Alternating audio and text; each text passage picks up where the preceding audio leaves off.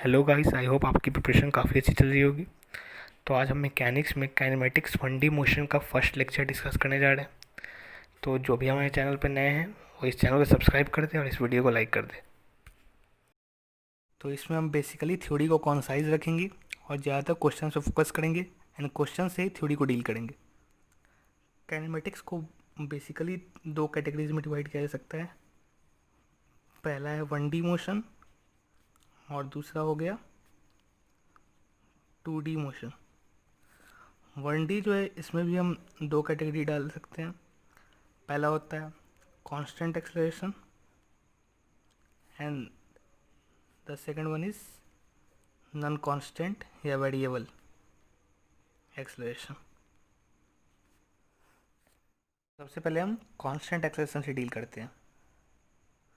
अब चूँकि ये क्रैश कोर्स है तो हम अज्यूम कर रहे हैं कि आपको बेसिक टर्म्स पता होंगी, जैसे कि स्पीड, डिस्टेंस, डिस्प्लेसमेंट, टाइम, इन सब का मतलब क्या होता है। और आपको बेसिक फॉर्मूलेज भी पता होंगे, जैसे कि S is equal to U T plus half A T square और v is equal to U plus A T, और एक और है v square is equal to U square plus 2as and distance travel in nth second is equal to u plus A by two into 2n-1। तो ये formula जो है वो काफ़ी लोगों को याद नहीं रहता है, पर हमें याद रहना चाहिए। इसका डेरिवेशन में सिंपल ही है कि जो ये वाला फॉर्मूला है इसमें अगर हम distance travel in n seconds minus distance travel in n-1 seconds करते हैं तो distance travel in nth second आ जाता है, जो कि फाइनली डिड्यूस होकर यही आ जाता है। तो ये सारे फॉर्मूलेज तो मैक्सिमम लोगों को पता ही होंगे।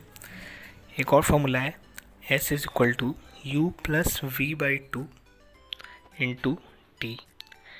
ये जो है मैक्सिमम लोगों को पता नहीं होता है, जो कि इम्पॉर्टेंट है मैक्सिमम कंडीशंस में। यहाँ पे u plus V by two जो है वो एवरेज वेलोसिटी हो जाता है। इसे हम ऐसे भी देख सकते हैं कि एस जो है नेट डिस्प्लेसमेंट है, उसे टाइम से डिवाइड कर देंगे तो एवरेज वेलोसिटी आ जाएगा। अब हम एक एक करके क्वेश्चंस के थ्रू थ्योरी को डील करेंगे। तो स्टार्ट करते हैं फर्स्ट क्वेश्चन से। ये क्वेश्चन मैंने इसलिए लिया है क्योंकि इससे हम कुछ पुराने कॉन्सेप्ट्स को रिवाइज कर सकते हैं। तो आप सभी इस क्वेश्चन को ध्यान से पढ़ लीजिए, उसके बाद हम चलते हैं इसके सॉल्यूशन पार्ट पे।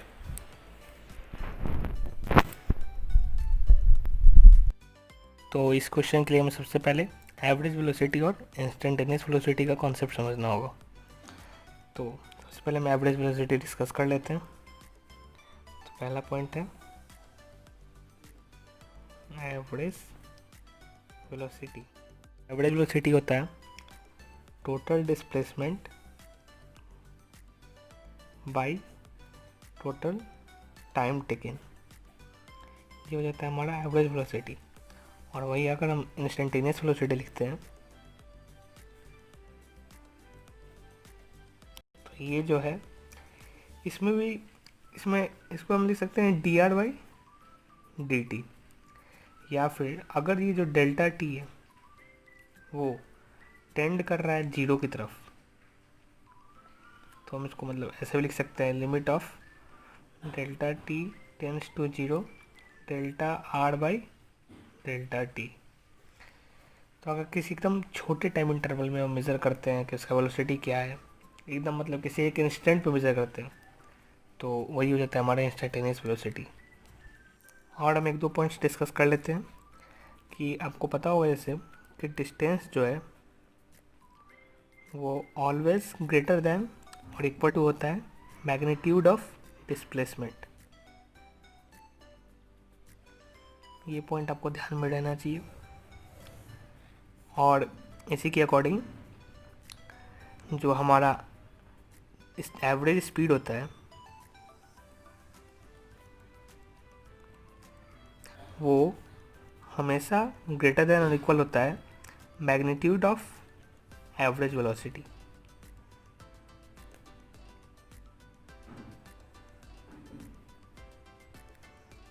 तो ये दो पॉइंट्स है जो हमें ध्यान रखने होंगे हमेशा, जो काफ़ी यूज़फुल है। क्वेश्चन को देख लेते हैं कि इसका आंसर क्या होगा। तो फर्स्ट ऑप्शन कह रहा है कि average velocity of a particle moving on a straight line was zero in a time interval but it's instantaneous velocity was never zero in that interval. देखिए, मान लेते हैं कोई भी ऑब्जेक्ट है, कोई ऐसा ऑब्जेक्ट है, तो ये जो है अगर मतलब यहाँ बना लेते हैं, इसको क्लियर रहेगा। तो ये अगर स्ट्रेट लाइन मूव कर रहा है और इसका एवरेज वेलोसिटी ज़ीरो है, मतलब कि ये वापस आगे जा रहा होगा, फिर किसी पॉइंट पे ये टर्न हो जा रहा होगा और फिर वापस वहीं पे चला आ रहा होगा, तभी इस टाइम इंटरवल के बीच में एवरेज वेलोसिटी जो है वो ज़ीरो हो सकता है। इसका मतलब है कि जब शुरू में जब ये आगे जा रहा है, उसके बाद अगर ये पीछे घूम रहा है, तो इस पॉइंट पर उसका किसी एक इंस्टेंट के लिए इंस्टेंटेनियस वेलोसिटी जो है इसका ज़रूर जीरो हुआ होगा, इसलिए फर्स्ट ऑप्शन जो है वो गलत हो जाएगा। सिमिलरली हम सेकंड ऑप्शन को देख लेते हैं। सेकंड ऑप्शन कह रहा है average velocity of a particle was zero in a time interval but its speed was never zero in that interval, और कंसिडर करना है finite acceleration only. Average velocity जो है वो ज़ीरो था बट स्पीड जो है वो कभी ज़ीरो नहीं था। तो ये तो हो सकता है कि जैसे कि कोई ऑब्जेक्ट है जो मतलब सर्कुलर मोशन परफॉर्म कर रहा है, तो यहाँ से स्टार्ट किए चलना और घूमकर आपस यहीं पे आ गया, तो इसका नेट डिस्प्लेसमेंट तो ज़ीरो हो जाएगा बट डिस्टेंस तो इसका होगा कुछ, तो इसका स्पीड तो आ जाएगा। तो बी ऑप्शन जो है वो सही हो जाएगा। बी ऑप्शन कह रहा है we can have a situation where magnitude of acceleration is non zero but rate of change of speed is zero. अब ये भी हो सकता है सर्कुलर मोशन में, कि सर्कुलर मोशन में जो है कोई भी पूरे मोशन में अगर यूनिफॉर्म सर्कुलर मोशन है तो इसका स्पीड तो कभी चेंज नहीं होगा, बट इसका वेलोसिटी जो है वो हर एक इंस्टेंट पे चेंज हो रहा होगा, क्योंकि डायरेक्शन चेंज हो रहा है। इसलिए आपका ये भी सही हो सकता है। डी ऑप्शन है वो कह रहा है average speed of particle in given time interval is always greater than और equal to the magnitude of average velocity in the same time interval. तो ये तो अभी हमने ड्राइव किया है, एवरेज स्पीड जो है वो हमेशा ग्रेटर देन इक्वल होगा magnitude of average velocity in a given time interval. Next question ये रहा, इसमें हमें हर एक सेगमेंट में वेलोसिटी और एक्सेलेरेशन के डायरेक्शन को प्रेडिक्ट करना है। तो इसके लिए हमें सबसे पहले इंस्टेंटेनियस एक्सेलेरेशन का कॉन्सेप्ट भी मालूम होना चाहिए। तो इंस्टेंटेनियस एक्सेलेरेशन जो है वो सिमिलर होता है इंस्टेंटेनियस वेलोसिटी के। इसे हम बेसिकली लिख सकते हैं a vector is equal to d v vector by D t vector. अब सिंस वेलोसिटी जो होता है वो d r vector by D t vector होता है, तो ये जो है इसका डबल डेरिवेटिव हो गया। तो इसे हम लिख सकते हैं D square R by D T square. तो बस इतना ही यूज है इसका ग्राफ में। अब हम एक एक सेगमेंट का चेक करेंगे कि क्या पॉजिटिव है और क्या नेगेटिव है। एक एक सेगमेंट में पहले वेलोसिटी के डायरेक्शन को डिस्कस करेंगे। तो सबसे पहले हम ओ एस सेगमेंट में देखते हैं। तो इसमें इंस्टेंटेनियस वेलोसिटी क्या हो जाएगा, इंस्टेंटेनियस वेलोसिटी हो जाएगा इसका slope at any of the points between O and A. जैसे कोई भी एक पॉइंट, ये वाला पॉइंट है, इस पर स्लोप लेते हैं क्योंकि वही D r vector by D t vector होगा। तो ये कुछ ऐसा आ जाएगा,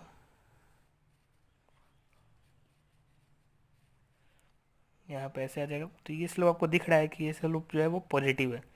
इसका मतलब कि किसी भी इंस्टेंट पे आप यहाँ ड्रॉ कर लीजिए, यहाँ ड्रॉ कर लीजिए, ओ से लेके ए के बीच में स्लोप जो है वो पॉजिटिव होगा और ए पे जाते जाते स्लोप जो है वो ज़ीरो हो जाएगा, कुछ हॉरिजॉन्टल स्लोप हो जाएगा।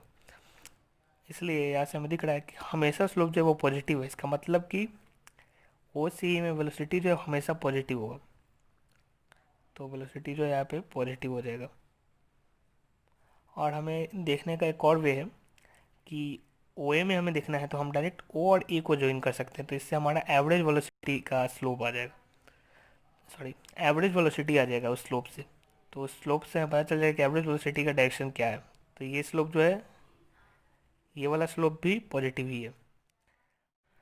अब ए बी का देख लेते हैं। तो ए बी में भी अगर किसी भी एक पॉइंट पे आप स्लोप बनाते हैं, जैसे यहाँ पे एक पॉइंट पे स्लोप बना रहे हैं, तो ये कुछ ऐसा हो रहा है, तो ये भी नेगेटिव स्लोप आपको ये सिंपली दिख रहा होगा कि ये जो स्लोप है वो नेगेटिव होगा। वैसे ए से लेकर बी और बी से लेकर सी तक अगर आप डायरेक्ट भी देख रहे हैं तो हर एक पॉइंट पे ही स्लोप जो है वो नेगेटिव ही आ रहा है, आप देख सकते हैं ऐसे। इसलिए ए से लेकर सी तक हर एक पॉइंट पर स्लोप जो है नेगेटिव है, इसका मतलब कि वेलोसिटी जो है वो नेगेटिव है। या फिर एवरेज वेलोसिटी हम ऐसे भी देख सकते हैं कि ए से सी को ज्वाइन कर रहे हैं, वरना लाइन का स्लोप जो है वो भी नेगेटिव ही है। तो इसलिए ए बी और बी सी दोनों में नेगेटिव हो जाएगा। सी पी सी डी में हमें दिख रहा है कि ये स्लोप जो है वो पॉजिटिव ही है, सिंपली दिख रहा है। तो ये वेलोसिटी जो है इसमें पॉजिटिव हो जाएगा। हम एक्सेलरेशन को देखेंगे, तो एक्सेलरेशन के लिए हमें D square R by D T square का यूज़ लेना होगा। तो ये जो है वो कर्व के नेचर को रिप्रेजेंट करता है कि कर्व जो है वो कनकेव अप होगा या कनकेव डाउन होगा। बट हम इससे नहीं जाएंगे, हम इसका एकदम लिटरल मीनिंग से जाएंगे, मतलब एकदम बेसिक से जाएंगे, कैसे कैसे स्लोप चेंज हो रहा है, मतलब वेलोसिटी कैसे चेंज हो रहा है। तो ओ ए में देख लेते हैं। तो ओ ए में हम देखेंगे तो किसी भी एक पॉइंट पे से आप यहाँ पे स्लोप बना लीजिए, तो ये कुछ ऐसा स्लोप है, और यहाँ पे आप स्लोप बनाइएगा तो कुछ ऐसा स्लोप है। अब देखिए ये स्लोप जो है वो डिक्रीज होते जा रहा है, बिकॉज यहाँ पे कुछ पॉजिटिव ऐसा स्लोप था, यहाँ पे ए पे आके कुछ जीरो हो गया, तो पॉजिटिव से स्लोप जो है वो डिक्रीज करते करते ज़ीरो हो चुका है। इसका मतलब कि स्लोप जो है डिक्रीज कर रहा है, मतलब वेलोसिटी डिक्रीज कर रहा है, मतलब एक्सेलरेशन जो है वो नेगेटिव है। एक्सेलरेशन नेगेटिव मतलब वो वेलोसिटी का डायरेक्शन क्या अपोजिट है। और फिर यहाँ से देखिए आप ए से लेकर बी में, तो यहाँ जो स्लोप था वो जीरो था, और यहाँ पे आते आते नेगेटिव हो गया, मतलब यहाँ भी स्लोप जो है वो डिक्रीज ही कर रहा है। इसका मतलब कि यहाँ भी एक्सेलरेशन नेगेटिव ही होगा। सिमिलरली बीसी में देख लेते हैं। तो बीसी में भी स्लोप जो है वो इनिशियली नेगेटिव था, फाइनली ज़ीरो हो रहा है, मतलब हर एक इंस्टेंट पे भी थोड़ा थोड़ा कम नेगेटिव होते जा रहे हैं। तो इसलिए पूरे बीसी में भी जो एक्सेलरेशन जो है वो पॉजिटिव हो जाएगा, क्योंकि स्लोप जो है जीरो से नेगेटिव से जीरो की तरफ गया है, तो यहाँ पे पॉजिटिव हो जाएगा। और सी डी में भी पॉजिटिव हो जाएगा, सिंस यहाँ पे स्लोप जीरो है और यहाँ पे फाइनली स्लोप जो है वो पॉजिटिव हो गया है, और हर एक इंस्टेंट पे थोड़ा थोड़ा स्लोप बढ़ते जा रहा है, इसलिए यहाँ भी पॉजिटिव ही होगा। तो हमने देखा कैसे हम, मतलब अगर आपको नहीं पता है कुछ भी कैसे कर्व का नेचर क्या होता है, तो आप सिंपल स्लोप का चेंज जो है वो देख कर भी बता सकते हैं कि एक्सेलरेशन जो है वो पॉजिटिव होगा या नेगेटिव होगा। वैसे आपको ध्यान में रखना चाहिए कि कभी भी ऐसा कोई कर्व में शेप आ रहा है या फिर ऐसा कोई शेप आ रहा है, तो ये जो शेप आएगा तब डबल डेरिवेटिव जो है वो पॉजिटिव हो जाएगा, और इस शेप में डबल डेरिवेटिव जो है वो नेगेटिव हो जाएगा। अब इसे याद रखने के अपने अपने तरीके हैं। आप इसे ऐसे भी याद रख सकते हैं कि एक पॉजिटिविटी का साइन है, स्माइलिंग फेस, इसलिए यहाँ पे डबल डेरिवेटिव पॉजिटिव। ये वाला क्वेश्चन मैंने इसलिए लिया है क्योंकि इसमें उस फॉर्मूला के एप्लीकेशन है जो कि मैक्सिमम लोगों को नहीं पता है। ये फॉर्मूला मैंने ऊपर लिखवाया भी है, S is equal to U plus V by two into T. तो ये क्वेश्चन क्या कह रहा है कि एक टावर है, उसका हाइट मेंशन नहीं है, उसके टॉप से एक बॉल को ड्रॉप किया जा रहा है जो कि एक 3 मीटर लंबे विंडो को पास कर रहा है। वो विंडो का लोकेशन नहीं दिया हुआ है। जब विंडो को पास कर रहा है तो उसके टॉप मोस्ट पॉइंट पर इसका वेलोसिटी वी टी है, और जब वो पास करके निकल जा रहा है वहाँ पे इसका वेलोसिटी वी बी है। तो हमें वी बी और वी टी में रिलेशन निकालना है। तो हम इसे लिख सकते हैं एस इज इक्वल टू 3 हो जाएगा यहाँ पे, मतलब उतने देर के लिए अगर हम सॉल्व करते हैं तो फॉर्मूला को पुट करते हैं हम इसमें। ऐसे तो ये बाकी मेथड से भी हो सकता है, बट इस फॉर्मूले के एप्लीकेशन के लिए मैं इसी मेथड से करने जा रहा हूँ। तो 3 is equal to V T plus V B by 2 into 0.5। अब इसको आप फर्दर सॉल्व कर लेंगे तो V T plus V B is equal to 12 आ जाएगा आंसर।